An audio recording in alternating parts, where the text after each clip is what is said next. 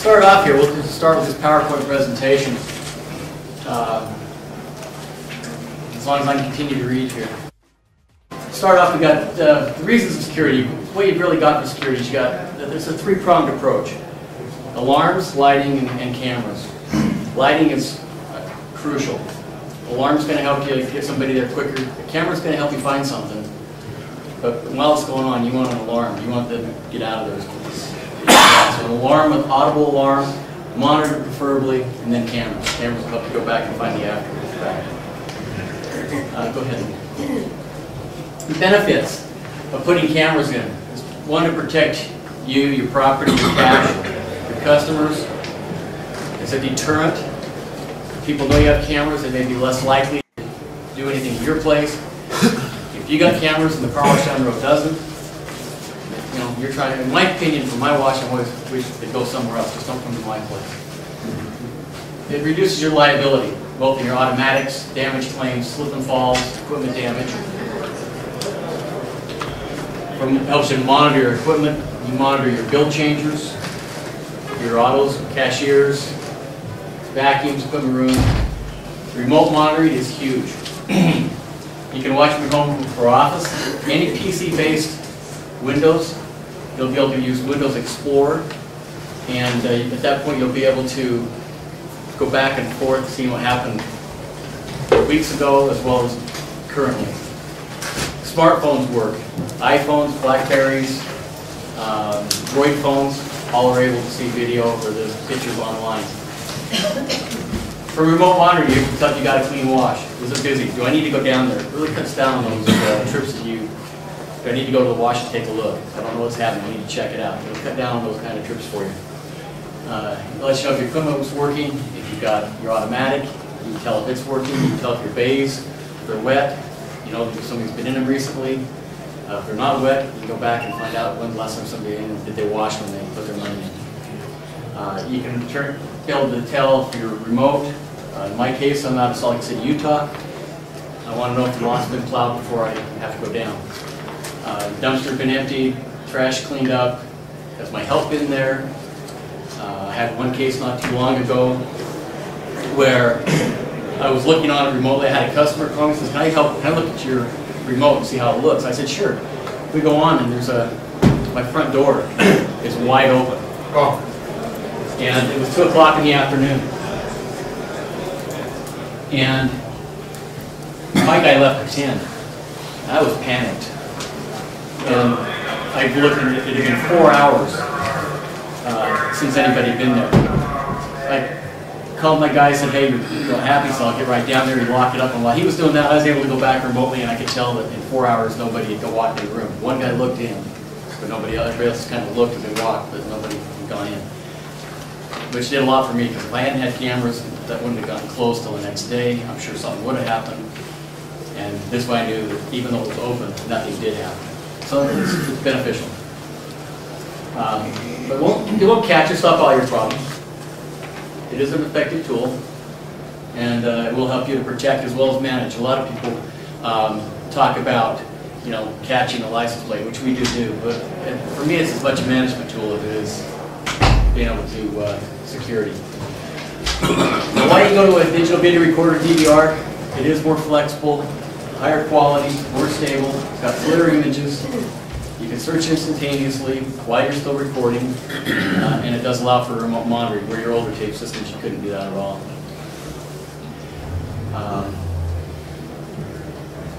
There we go. Okay, things you want to look for in a DVR. Number of channels. You'll hear I talk it, and I'm sure anybody else that sells camera systems do. Channels are the same thing as how many cameras can you put in. And so you want to know how many cameras are you going to need. And also on cameras. It's Murphy's Law of cameras. If you think you need 8 cameras, 9 cameras, buy the bigger system, because you're going to want at least 2 or 3 or 4 more cameras by the time you get done. Rarely does somebody actually know what cameras they want. It's usually always something that if I could do that, I would. So think about it a little bit bigger. Recording speeds in DVRs are done by frames per second. Full motion is 30 frames per second. 7.5 frames per second is a little choppy, but you see pretty much everything you need to, and that's where it becomes prosecutable. So we always use 7.5 frames per second as kind of a benchmark. That's what we want. That's why you see most of your DVRs, 16 channel, at 120 frames per second. That gives you 7.5 frames per camera, and keeps you in that area. Motion activation is big. We like to be able to use that. It makes it easier to be able to go back and find a case. Think of it in terms of looking at your time bar, and the time bar is full of recording for 24/7. And you want to find something that happened, you've got to go back and kind of hit and miss until you see where it did. If you have motion, it's got blocks of time, so you can go and hit the blocks and be able to find it much faster that way. It also cuts down on your recording, how much information gets recorded on your hard drives and tying up your hard drives when they don't need to. Again, remote monitoring, you want to be able to it'll do that. You want to make sure that it'll also do it on your smartphones now, because that is new in the last year. Storage, again, that's hard drives. We at least ought to be able to get 1.5 terabytes now, and that is growing as time goes on as well. Standalone versus PC-based. I get people that come to me all the time and say, well, if it's a PC-based, it's not a DVR. They are DVRs. They're both DVRs. It's just one is considered standalone, is embedded. It looks like a VCR. A PC-based is built into a computer. Pros and cons. I prefer the PC-based. It's a little easier to upgrade. It's more user-friendly for us to be able to search and maneuver in. And it also is a standalone. I've had several people come to me after they've lost their warranty and it goes down, and you buy a new one. PC, you lose a fan or you lose a power supply over 3 or 4 or 5 years, you just go in and replace that portion and you're back up and going again. It doesn't have to be me. It doesn't have to be where you bought the DVR. You can take it to the computer shop and then you figure out what's wrong with the computer. So it saves some time and money that way. The graphic interface, that is when you're looking at the DVR, you have the ability to go in. You know, we've got one out here of ours. You want to play with it, go in and play with it and see how easy it is for you. Because if that's not an easy interface for you, it's not going to be easy for you at the car wash either. These are some of the terms that you hear in cameras. The CCD. As in computers, how you'd hear, well, this has so many gigabytes in hard drive, and this has this kind of a CPU. In cameras, the image chip is kind of one of the main gauges. That one there is either a quarter chip or a third chip.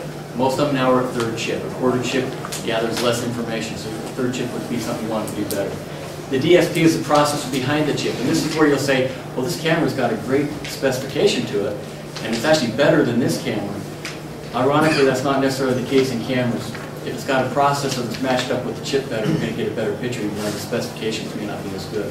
I've seen hundreds of cameras, and they just, specifications is only a part of it because of this lingo. Day-night means, in the day, it'll be a color camera. As it gets dark, the light gets dim, it'll go to a black and white. The IR, or infrared, after it gets to dark, it goes total darkness, the infrareds will kick on and you'll be able to see images move within the darkness. So it kind of lights up that image. TDL is TD lines. That's another specification. That's one you see on a lot of cameras. 5 years ago, 380 frames, or 380 lines is what we had. That's considered a low definition now. Higher resolution is 480. The highest right now is running 540 to 600. And that's about as much as the DVR is going to be able to tell anyway. Once you get about 480, the DVR is really not recording much more than that. Lens size in millimeter, the lower the number, the wider the angle. You want to see a picture of your lot or the bay, the whole bay, you want a low number. You want to be able to get down to a license plate where you get the width of the car, then you want a higher number. And that's why in license plate cameras you'll have 5 to 60 or 5 to 100 millimeter varifocal lenses. So we can actually go in and get that. Voltages, there's only 2 voltages in cameras, 12 volt DC or 24 volt AC. The 12 volt DC is pretty standard now, especially outside. Some of you may have older systems, or if you do and you're trying to retrofit, you need to make sure it's 12 volt that you're going to, because that's what we have. Some cameras can get burned out if you try to cross it. There's lux rating, that's the rating of light. The lower the rating, the better it's going to see it in that darkness. We already talked about varifocal. Analog cameras, we have 3 types of cameras. Analog, everything we've got out here in my place right now, my display is analog. An analog camera sees it, and then it sends that signal through the coax to the DVR. DVR then processes it into a digital signal and stores it on a hard drive. An IP camera does the same thing, except it processes it at the camera and then sends it over an Ethernet cable to the DVR to be recorded. A megapixel camera, which is where some of the confusion comes between IP and megapixel, is that it also runs it from the camera through a Cat5 back to the DVR and processes it at the camera. But it does have between 3 and 14 times as much information on it. So it's truly like your digital cameras, like your snapshot cameras, where you get 5, 10, 12 megapixel and you can blow it up into huge pictures and not pixelate. Same thing on this. In our industry, they're expensive cameras, and the processors behind them for the lighting that we deal with and license plates, they work okay but not real good, and they're about $1,000 at this point, so it's really a huge trade-off there. And later on I'll show you a couple pictures of a license plate with one of those. Okay, go ahead. Just got some pictures of some of the cameras. You know, the typical box camera, license plate camera, those are indoor cameras. They need to be in a housing like they're on the left, and you need the mount for the housing and the varifocal lens. They all go together to create that camera. Okay, go ahead. The camera on the left there, that's the one that we use mostly in the bays now. And even outside. That's an outdoor, waterproof, vandal-resistant camera.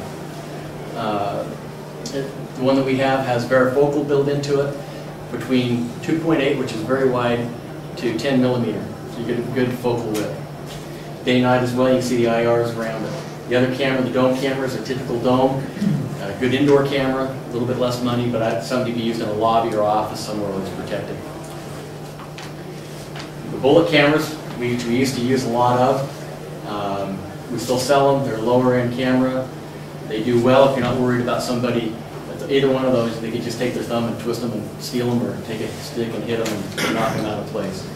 But they do a good job if you're not worried about that kind of a situation. Board camera. Good camera if you want to hide it behind a behind a fascia soffit. If you want to hide it in a glass front fender, be able to get some facial recognition that way. That's what that's built for. The fisheye camera is built for being able to put into like an auto cashier or a bill changer, and you want to have a real good facial recognition. That facial recognition is a fisheye. I mean, it just really distorts it out there wide, but you're able to see somebody that close real well. The next camera, the covert, to be honest with you, in this industry, we hardly sell any of these. But if you have an instance where you're worried about somebody knowing there's a camera in there, we can do it. It looks just like a smoke detector. There's different kinds as well. The accessories that you use on a DVR system that come with the packages which we sell, you're going to have a power supply that powers these cameras. This one here, we have 18 spots that are all fused individually with light, so you can tell you got power to that camera. The cable comes in a roll of 500 feet. It's a Siamese cable. It has both your video cable and your power built into one cable. And then the ends that you put on for your video and for your power in the end. Some of the accessories that we sell as well are dome brackets. If you want to actually put it out and point it straight down, you can do that instead of having it kind of come down at an angle. Service monitors, some people ask me, say, how do you know if you're focusing it? You put it up and go in your room. It's wrong. You go out and keep going back and forth. There are service monitors, that one and one other. The other one's a little bit bigger. It allows you to take and plug it into the video portion on the ladder and be able to see what you're pointing it at and focusing. Once it's set, plug it back into your DVR and you're set. You don't have to go back and forth. It's a good tool to have if you're going to be out there doing a whole lot. Cable stripping tool, DVR lockers. The lockers, to be honest with you, I'm not ultra impressed with. If somebody wants that computer bad enough, that's not very thick metal. But it is something that gives them an extra level they've got to get through before they want to get to your DVR. Okay, so knowing where to start with the system. And if you understand the camera's limitations, that'll help you know where you want to put cameras. The biggest misconception I get with people on cameras is they say, I put that camera in the bay and I can see the whole bay, but I can't see the license plate. I can almost see it. That's all you're going to do is almost see it. Because the more information you get on that little chip, the less you're going to be able to zoom in and pick up detail.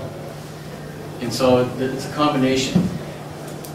Myself and most people who put them in will put in cameras that will see each bay or the automatic. If it's a tunnel you're working with, they'll put one camera on top as the car goes in, two on the sides, see the condition of the car as it goes in. Some will want to get it on the conditions as it goes out.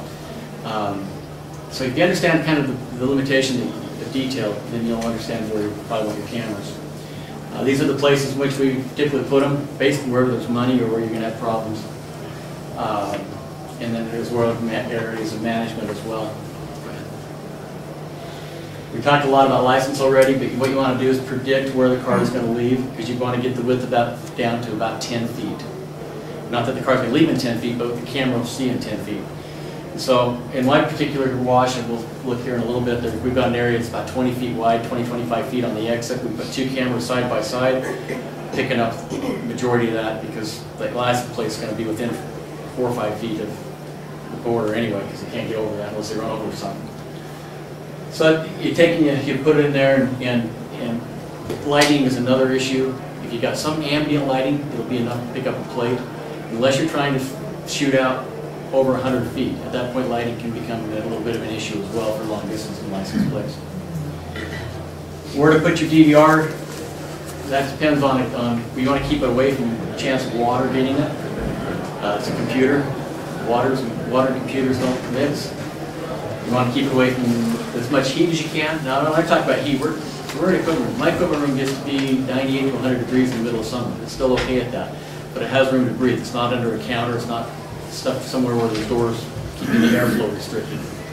So, and you don't want to do that. When you place it, you also want to figure out where am I going to have all my cables coming. Where's the best place to bring my cables to? Or where do I want to sit and watch it for the monitor? Where am I going to have my best power? Okay, here's some pictures of what we've talked about, and let's see if I can get this word still back. So, in this one, we've set up. We do have a megapixel camera right here, and we put that up, and we've been testing. Like I said, it's a $1,000 camera. I could put up 3 license plate cameras for the price of that one camera, so it's not. I don't think it justifies yet. Plus, I'll show you why it didn't work at night. But we typically come in here. We've got our 5 bays. We've got the place where she's changing her, and we get facial recognition at this point. And then down here I can actually see the bill that's going in, and I can see in the coin cups if the coins drop down. So I can tell if my changers are working from a distance, from the remote. Money here, so we put one there to watch it. The vendors are also over here, so we can tell. Or just our perimeter. This is that back area I was telling you about, 20-25 feet wide. They'll come through the bays and they go out there. So that's where we try to pick it up. We got 2 cameras spotted here and one that comes out this way in case they come in the other direction. We got the entrance next. We got the dumpster over here in that draft area, and we got the vacuums. That tells me, I can tell if a hose is missing. A lot of times if they try to break into something, I can tell. I can also tell if there's a lot of garbage, I need to call somebody to go down there and take care of it. Equipment room, we like to know if bill changers are all right, all the money, we like to know if there's anything going on. That's that door that was wide open, just like that one I told you earlier. Okay, let's go to the next one. This is showing you without the megapixel camera there. So the 2 side by side. Okay, go ahead. This is that one where I was telling you, people, they say, I can just about read that license plate. So go ahead and hit it again, we should be zooming up to it. You know, you just about can, but the more you zoom in, you can't. Okay, go ahead. So you lose it at that point. So that's why, you know, you just think you ought to be able to, if you can't. You can't get that much data on that chip. Okay, go ahead. Okay, so here's that megapixel camera during the daytime. That's a pretty wide area here. That's really impressive for being able to get that kind of clarity. Go ahead and next picture and we'll show you that.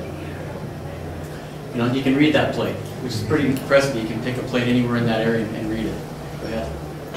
Okay, here's at nighttime though. That car is moving. As long as it's moving, it blurs out. We can't pick it up with that megapixel. That'll change over time. They're going to come down in price and they're going to get better. But we're probably talking 3 or 4 years. Go ahead. Okay, you can see where there's just no way. Okay, this is where we zoomed that into 10 feet. Very readable during the day. Daytime, we don't have any trouble with them. There's 2 license plate cameras in our catalog. The one that's $116 will pick up a day plate just like that. There's no problem with it. The one where you pay the $199 does a little better job at night. And even this one, the cheaper one will do it at night, but not as well. Go ahead and get the next one. This at night, you can tell it's a pretty good read. Okay, go ahead. Even when we don't get a plate, some of these trucks will come in. It's amazing how many numbers and We can identify who's coming in and out as they go. Okay. Just some places where we mounted these cameras, and this is what I've talked to people today, and I wish I had pictures like this to show you. We've got, in this structure here, it's a block with the metal purling. We put the cables just up in the purling here and run it back to the room. We're able to mount that camera up, there's 2 screws holding it, and it does a real nice job, but they're very secure. Go ahead. We also, where the equipment room jets out, we're able to pull this one a little further away and mount it on the wall. Okay. This is the back of that exit. You see where those 2 license plate cameras are side by side, right here. By the way, speed bump, we put that in about 1.5 years ago. That helps a lot. It slows the car down enough where before we were getting about 1 to 2 frames as the car was going through. Now we're getting 3 or 4 or 5 frames. So it gives us that many more chances to get a good picture of the plate. Okay, go ahead. This shows you, we've got this camera here. That's one that's seeing that lady from the side. It's not very high, as you can tell. It's just above the door. When I put it in there, I thought we used to have one that was mounted in a false space underneath this mailbox, pointing out through a hole. Nobody knew it was there. When they came out with these cameras, we put it up there. We thought, great. You know, we'll find out if it really is vandal resistant, because they can reach it. It's been there for a good couple of years, and nobody's bothered yet. We've had some kids that have come in and used a stolen credit card. We didn't get a plate on them that night, so we took a picture and printed it out and posted it on the door with a $100 reward. Their friends saw it and came back, and they were pulling it off, but they never did try to do anything with the camera. They knew it was right there because it was obvious where the picture came from. Kind of interesting. The other one you're seeing that was getting the down changers is up underneath this here that we're talking about. Okay, go ahead. You can see where that's just mounted. Okay? That's that one that's mounted underneath the metal, looking down. And most people don't know that one's there. Thank you. Okay, so I think we're done. Thanks a lot. Appreciate it.